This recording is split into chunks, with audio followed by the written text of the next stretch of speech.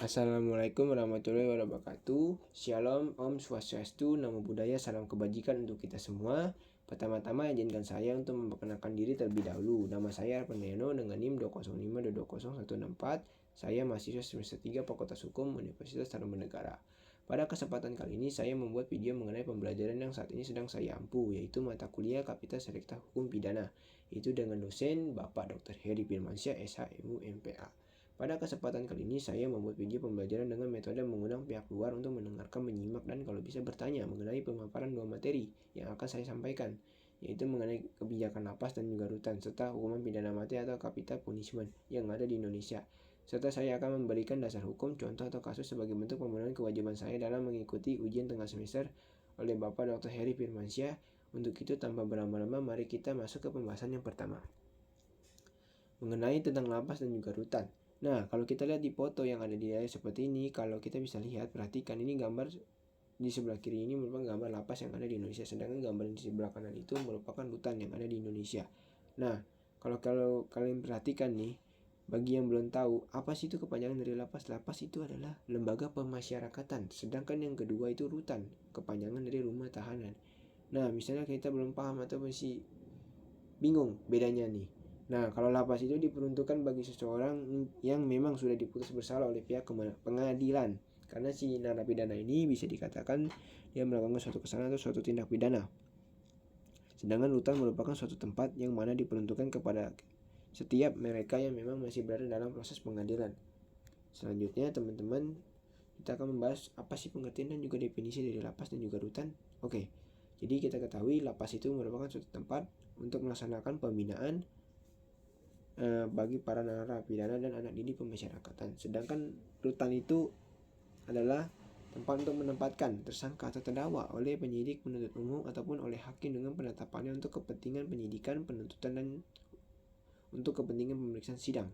Nah, kemudian ada juga nih pengertiannya nih. Menurut Peraturan Pemerintah Menteri Hukum dan Hak Asasi Manusia Republik Indonesia Nomor 33 Tahun 2015 tentang pengamanan pada lembaga dan rumah tahanan pada bab 1 pasal 1 ayat 1 tentang pemasyarakatan yang isinya dijelaskan secara tegas definisi dari lapas dan rutan. Oke, selanjutnya. Nah, teman-teman, jadi setelah dijelaskan perbedaannya, nah ternyata ada juga loh persamaan dari lapas dan juga rutan. Nah, perlu kita ketahui bahwa lapas dan rutan merupakan salah satu tempat yang di dalamnya terdapat banyak sekali orang. Maka lapas dan rutan sangat berpotensi nih menjadi masalah munculnya ya, serta terjadinya kerusuhan massa seperti mungkin beberapa kejadian yang menimbulkan kekacauan gitu loh. Ya, nah, kemudian terkait itu ada juga loh teman-teman dasar hukum tentang pemasyarakatan yang baru, tepatnya diatur dalam pasal 64 sampai pasal 72 Undang-Undang Nomor 22 Tahun 2022 tentang pemasyarakatan yang baru, lalu menggantikan Undang-Undang Nomor 12 Tahun 1995 tentang pemasyarakatan yang lama. Nah, tujuan dari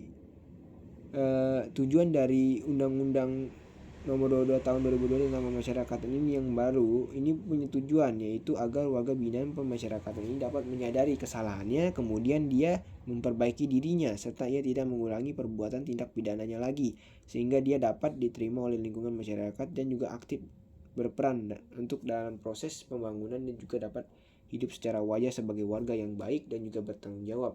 Nah, teman-teman, selanjutnya kita akan membahas salah satu kasus yang menarik, yaitu over capacity di lapas. Nah, apa sih itu over capacity? Jadi over capacity itu suatu kondisi yang mana jumlah warga binaan itu, masyarakatnya itu melebihi kapasitas maksimum yang ada di suatu lapas atau di sebuah lapas. Nah, selain itu tercatat nih teman-teman bahwa overpopulasi di dalam lapas itu mencapai 150% secara nasional dan juga 400% di dalam lapas kelas 1. Kemudian teman-teman, bahwa overcapacity ini terjadi di dalam lapas menyebabkan priorisasi. Nah, apa sih priorisasi? Jadi priorisasi itu suatu proses penyesuaian dengan tata cara kehidupan di dalam lapas. Proses penyesuaian ini terjadi melalui pembelajaran yang terjadi dalam interaksi dengan narapidana lainnya yang berada di dalam lapas tersebut. Selanjutnya, nah teman-teman, pengaruh tata cara kehidupan narapidana seperti kebiasaan, kemudian nilai moral di dalam lembaga pemasyarakatan ini dapat mengubah sikap nih teman-teman, perilaku dan juga kebiasaan para narapidana loh. Nah, hal ini disebabkan karena adanya interaksi yang berlangsung antara sesama narapidana yang mana menimbulkan kelompok-kelompok narapidana dan akhirnya menyebabkan terjadi hal-hal yang tidak diinginkan nih teman-teman. Seperti perkelahian antara napi, kemudian juga perampasan barang antara sesama napi dan lain juga sebagainya. Teman-teman, di sini saya juga menyiapkan salah satu contoh kasus nih teman-teman. Teman-teman bisa lihat bahwa itu adalah lapas Nusa Kambangan, di mana lapas Nusa Kambangan terletak itu di Cilacap ya teman-teman. Nah, betul sekali. Lapas ini terjadi kerusuhan yang mana menyebabkan salah satu napi itu tewas teman-teman, dan juga 11 pelaku diamankan. Ini cukup memberatkan teman-teman, tragedi yang terjadi ini, kerusuhan yang terjadi ini. Selanjutnya teman-teman, dari permasalahan itu ada juga loh permasalahan lain tentang kualitas dan juga kuantitas daripada petugas lapas nih teman-teman. Ternyata sampai saat ini di Indonesia masih belum mempunyai kualitas dan kuantitas lapas yang memadai loh teman-teman. Di dalam lapas ini terdapat sekitar 10.315 penjaga dengan jumlah napinya itu 157.000 ya. Itu dimana kita ketahui bahwa idealnya itu adalah 30.000 penjaga nih teman-teman. Ini sudah jauh berbeda, dan juga menurut data ini memang sudah terlihat jelas bahwa saat ini masih belum tercapai kuantitas petugas-petugas lapas nih teman-teman yang menjaga lapas yang ada di Indonesia nih teman-teman. Kemudian juga pada kenyataannya pihak pemerintah serta ahli hukum pidana juga kurang memperhatikan atau kurang menyoroti pembinaan pemasyarakatan yang ada di dalam lapas nih teman-teman. Padahal teman-teman perlu kita ketahui juga bahwa pembinaan ini merupakan proses paling akhir dari sistem peradilan pidana yang sudah sempat kita bahas di awal tadi nih teman-teman. Oke, selanjutnya teman-teman, kita perlu melakukan berbagai upaya untuk mencegah terulangnya situasi atau overcrowd atau masalah terkait petugas lapas nih teman-teman. Ya, salah satu upaya yang kita dapat lakukan adalah revitalisasi. Secara sederhana, revitalisasi berarti proses atau suatu tindakan untuk menghidupkan kembali sesuatu yang sebelumnya mungkin kurang berdaya atau tidak efisien nih teman-teman. Dalam konteksnya kasus overcrowd lapas itu adalah permasalahan petugas lapas. Upaya revitalisasi yang paling mudah dilaksanakan dengan mendesak pentingnya pembangunan gedung baru dengan penambahan kamar yang memadai untuk narapidana di dalam lapas. Selain itu, peningkatan jumlah petugas atau peningkatan kuantitas petugas juga sangat penting nih teman-teman. Hal ini akan membantu menjaga kondisi di dalam lapas agar sistem pembinaan berjalan dengan baik, lancar, dan mencegah terulangnya masalah yang tidak diinginkan nih teman-teman.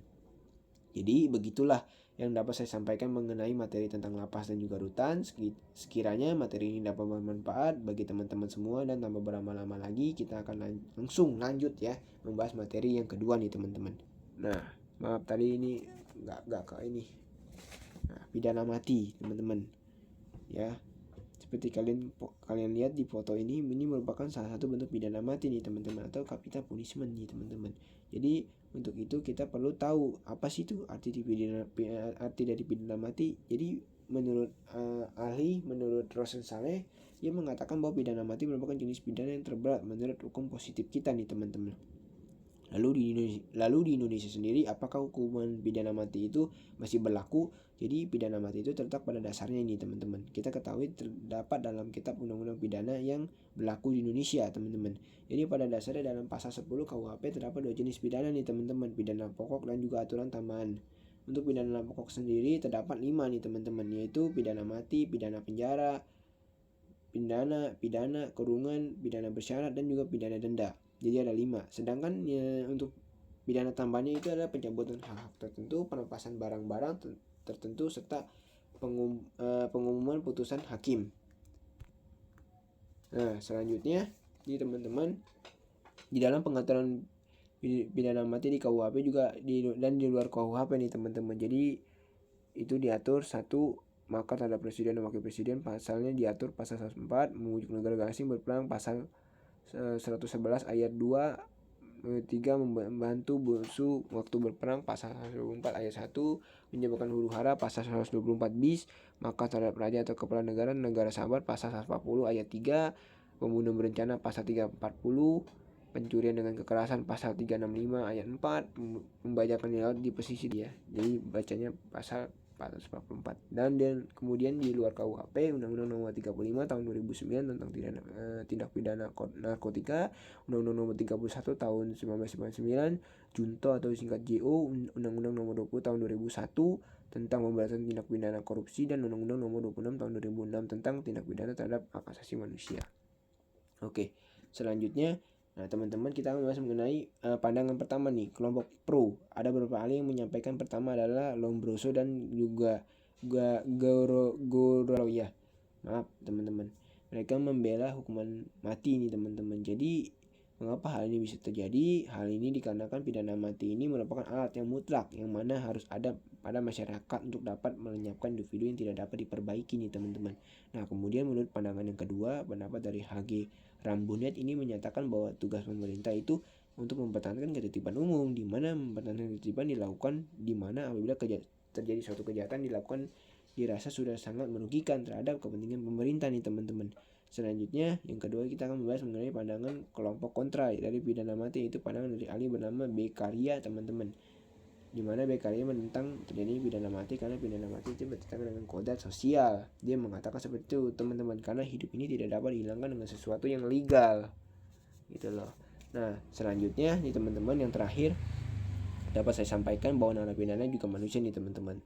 Jadi setiap hak dan juga kewajiban harus dilindungi nih teman-teman. Hal ini dituangkan dalam pasal 28I Undang-Undang Dasar Negara Republik Indonesia, yang mana berbunyi hak untuk hidup, hak untuk tidak disiksa, hak untuk kemerdekaan pikiran dan hati nurani, hak beragama, hak untuk tidak dipernya. Penjelasan saya mengenai lapas dan juga rutan serta pidana mati. Saya berharap materi yang saya sampaikan ini dapat bermanfaat serta tambahan pengetahuan kepada teman-teman sekalian. Saya Arpaniano banyak mengucapkan terima kasih atas waktu yang teman-teman telah berikan untuk menyimak, menonton, dan juga materi yang saya berikan. Dipersilakan bertanya. Kemudian juga ingin mengucapkan banyak sekali terima kasih kepada dosen, yaitu dosen yang mengajar mata kuliah Fakultas Elektra Pidana, yaitu kepada Dr. Heri Firmansyah, SHM, MPA, telah memberikan ilmunya kepada saya.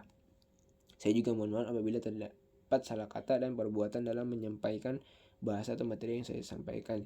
Jika ada yang ingin bertanya, Pak, saya mau nanya dong. Pertanyaan nih, ada beberapa buat Bapak nih. Saya mau nanya. Nah, pertanyaan yang pertama adalah, apa yang dimaksud dengan over capacity dalam konteks lapas dan mengapa itu menjadi masalah dalam sistem peradilan di Indonesia?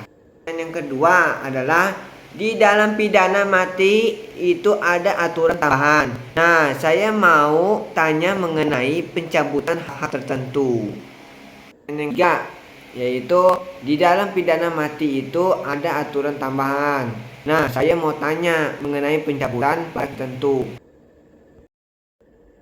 terima kasih atas pertanyaan Bapak Adi. Saya akan langsung menjawab pertanyaannya. Yang pertama, menurut pengetahuan saya mengenai over capacity dalam konteks lapas, lembaga pemasyarakatan merujuk pada situasi di mana jumlah narapidana yang ditahan melalui kapasitas maksimal yang seharusnya mampu ditampung oleh fasilitas tersebut itu menjadi masalah dalam sistem pemasyarakatan di Indonesia. Karena apa? Karena tidak cukupan fasilitas, peningkatan resiko konflik antara narapidana, penurunan kualitas layanan rehabilitas, dan juga kekurangan sumber daya manusia untuk mengawasi tahanan dengan baik. Pertanyaan yang kedua, pencabutan hak-hak tertentu itu maksudnya yang dicabut itu adalah hak kebebasannya, karena dia melakukan suatu kesalahan yang mengakibatkan dia kehilangan hak-haknya. Saya akan langsung menjawab pertanyaan yang terakhir, yaitu pencabutan barang-barang tertentu itu maksudnya adalah jadi yang diambil itu adalah harta atau kebendaan yang dimiliki seseorang itu akibat perbuatannya sendiri. Oh gitu, Pak. Baik, Pak. Terima kasih, Pak, atas jawabannya. Oke, terima kasih atas pertanyaannya Bapak Adi. Dirasa cukup. Sekian presentasi dari saya. Terima kasih.